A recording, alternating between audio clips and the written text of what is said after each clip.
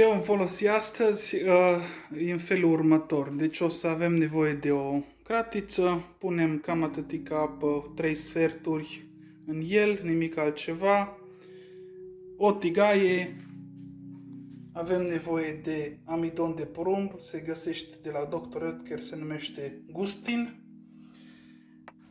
un vas din acesta gradat până într-un litru, este sos vegetal de gătit, se numește Cucina d'Oro, se poate folosi și altceva dacă găsiți mai ieftin, jumătate de litru avem nevoie de lapte, circa jumătate de litru o să folosim de acolo, recomand 3,5% pentru a fi foarte cremos la sos, avem nevoie de spaghete. Aici am unul de 600 de grame, dar am scos deja 100 din el, deci cam 500 de grame de spaghete. Avem nevoie de gorgonzola, se poate găsi așa la Lidl sau oriunde găsiți voi, între 150 și 200 de grame, pe cât posibil să găsiți cel care este marcat picante, ceva de genul, pentru că are un gust mult mai plin. Și avem nevoie într-un final de piept de pui, circa 500-600 de grame, depinzând cât de cărnos vreți să fie sosul la pastele astea și în ultima instanță de 4 căței de usturoi mărișoare. Da? Repede tăiem puiul.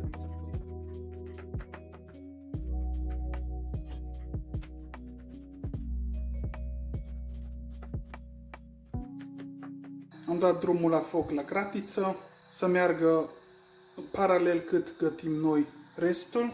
Deci 2 linguri de ulei, în tigaie, frumos.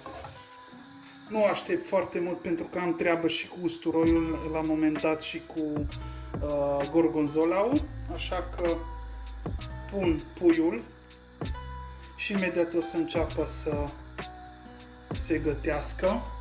Între timp, pe dog am să curățăm foarte rapid cei 4 cuței de usturoi.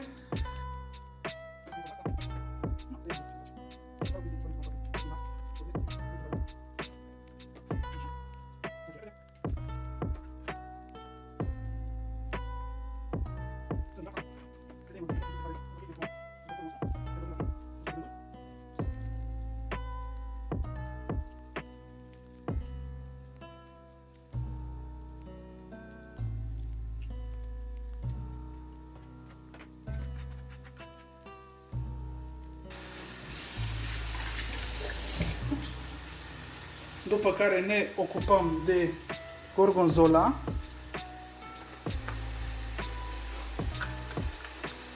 Deschidem dacă vrea, dacă nu stăm pe gânduri prea mult. 1, 2, expunem. Scoatem tot conținutul și începem să-l tăiem cu bulețe.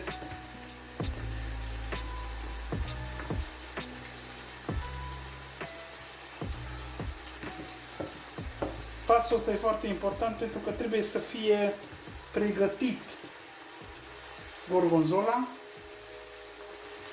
și usturoiul din timp.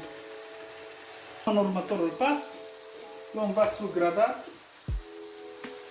luăm pe Cucina d'Oro, pe Gustin, da?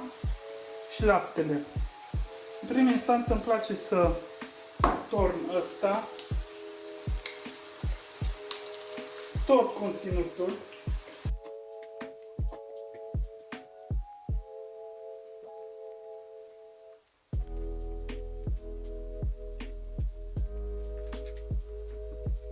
După care îl așezăm la o parte aici.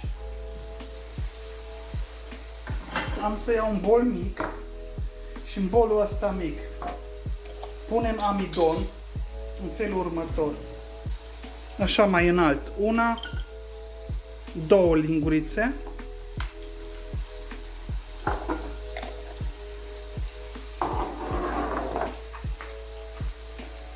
luăm lapte,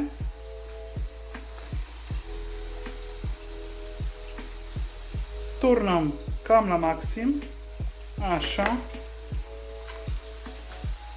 și cu lingurița amestecăm ca să devină totul omogen și în vasul gradat turnăm tot. Așezăm la o parte bululețul și ne uităm cât mai avem aproape până la 1 litru.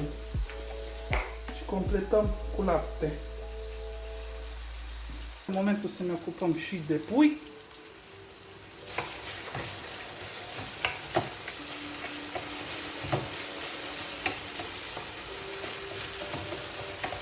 Puiul trebuie gătit, puiul trebuie prăjit cât mai bine, înainte să începem să adăugăm sosul.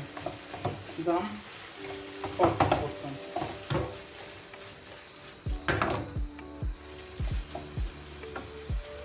Să capete puțină culoare, gen cum sunt bucățelele astea mici. Așa, cum arăt cu colțul acesta. Puțin să prindă culoare. Când este la culoarea pe care ne-o dorim, atunci adăugăm sosul. Apropo de sos, foarte important, mie ce îmi place să fac e totuși să îl amestec, pentru că e mai bine. Nu trebuie să ne chinuim în tigaie. Așa. Iată că puiul nostru este gata. În ipostaza asta putem adăuga amestecul nostru de lapte, amidon și sos de gătit vegetal. Lăsăm ca tot amestecul ăsta să steie puțin până când începe să facă mărgeluțe, deci începe procesul de fierbere și începem să-l amestecăm frumos și când avem acele mărgeluțe, atunci începem să adăugăm usturoiul și gorgonzola. În timp apa noastră este clocotită și putem adăuga spaghetele. Spaghetele le adăugăm ferm dintr-o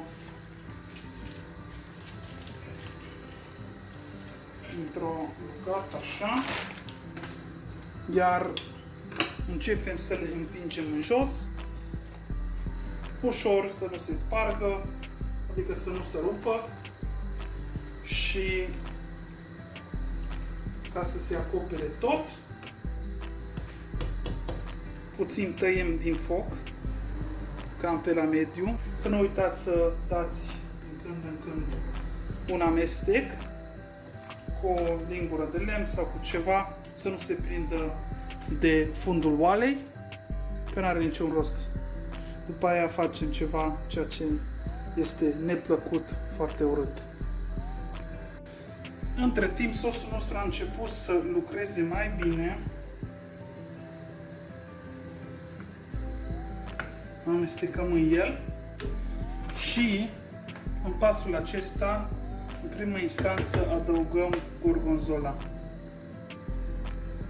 Îl amestecăm până când începe să se topească și în momentul în care să devină mult mai gros, atunci adăugăm și usturoiul. Dacă îl adăugăm la sfârșit, usturoiul o să fie foarte, foarte tare aroma, chiar o să și aibă un gust pișcăcios, nu merită să puneți chiar la sfârșit, nu are niciun sens, va ieși absolut oribil.